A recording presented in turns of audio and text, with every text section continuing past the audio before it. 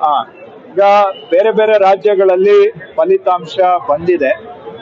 ಆ, ಕೇರಳದಲ್ಲಿ ನಾವು ನೇರ ಆ, ಸ್ಪರ್ಧೆ ಇದ್ದಂತಹ ರಾಜ್ಯ. ಕಾಂಗ್ರೆಸ್ನ ಮುಖಂಡತ್ವದಲ್ಲಿ ಅಲ್ಲಿ ಚುನಾವಣೆ ನಡೆದಿರ್ತಕ್ಕಂಥದ್ದು, ಕಾಂಗ್ರೆಸ್ ಲೆಡ್ UDF. ಅಲ್ಲಿ ನಮಗೆ ಬಹಳ ನಿರೀಕ್ಷೆಯನ್ನ ನಾವು ಇಟ್ಕೊಂಡಿದ್ವಿ. ನಿರೀಕ್ಷೆಗೆ ಮೀರಿ ನಮಗೆ ಯಶಸ್ಸು ಅಲ್ಲಿ ಸಿಕ್ಕಿದೆ ಕೇರಳದಲ್ಲಿ. ತಮಿಳುನಾಡಿನಲ್ಲಿ ಎಲ್ಲಾರ್ದು ಸಮೀಕ್ಷೆ ಇದ್ದಿದ್ದು DMK ಮತ್ತೆ ಅಲ್ಪ ಮಾರ್ಜಿನಲ್ ಆದ್ರೂ DMK ಮತ್ತೆ ಬರುತ್ತೆ ಅಂತ ಎಲ್ಲಾರ್ದು ಒಂದು ನಿರೀಕ್ಷೆ ಇತ್ತು.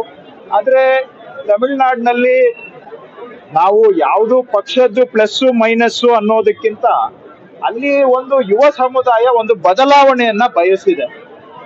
ಅದನ್ನ ನಾವು ಒಪ್ಕೊಳ್ಬೇಕು. ಅಲ್ಲಿ ರಾಜಕೀಯ ವಿಶ್ಲೇಷಣೆಗಿಂತ ಸಮಾಜದ ಒಂದು ಬದಲಾವಣೆ ಅಲ್ಲಿ ಜನ ಬಯಸಿದ್ದಾರೆ. ವಿಶೇಷವಾಗಿ ಯುವಕರು ಏನೋ ಒಂದು ಹೊಸತನವನ್ನ ನಿರೀಕ್ಷೆ ಇಟ್ಕೊಂಡು ಒಂದು ಹೊಸ ಅಧ್ಯಾಯವನ್ನ ಆರಂಭ ಮಾಡಿದ್ದಾರೆ.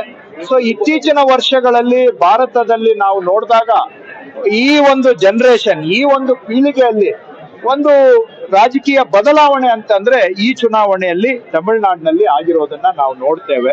ಇನ್ನ ಬಿಟ್ಟ ಹಾಗೆ ಬೆಂಗಾಲ್ನಲ್ಲಿ ಈಗ 10 ವರ್ಷದಿಂದ ಅವರು ಪ್ರಯತ್ನ ಮಾಡಿ ಈಗ BJP ಅವರು ಅಲ್ಲಿ ಅಧಿಕಾರಕ್ಕೆ ಬಂದಿದ್ದಾರೆ. ಆದ್ರೆ ನಿಮಗೂ ಗೊತ್ತು, ನಮಗೂ ಗೊತ್ತು, ಅಲ್ಲಿ CBI, ED, ಇನ್ಕಮ್ ಟ್ಯಾಕ್ಸ್ ಎಲ್ಲ, ಎಲೆಕ್ಷನ್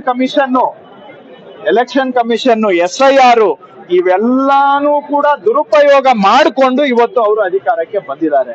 ಮಮತಾ ಬ್ಯಾನರ್ಜಿ ಅವ್ರಿಗೆ ಅಲ್ಲಿ ಕೊಡಬಾರದ ಹಿಂಸೆ ಕೊಟ್ಟು ಅವ್ರನ್ನ ಕೈ ಕಾಲು ಕಟ್ಟಾಕಿ ಎಲ್ಲಾ ದೃಷ್ಟಿಯಲ್ಲೂ ಕೂಡ ಇವತ್ತು BJP ಅಲ್ಲಿ ಅಧಿಕಾರಕ್ಕೆ ಬಂದಿರಬಹುದು. ಆದ್ರೆ ನನ್ನ ಪ್ರಕಾರ ನ್ಯಾಯ ಧರ್ಮಯುತ ಮಾರ್ಗದಲ್ಲಿ ಅವರು ಬಂದಿಲ್ಲ. ಅವರ ಕೈಯಲ್ಲಿದ್ದಂತಹ ಅಧಿಕಾರ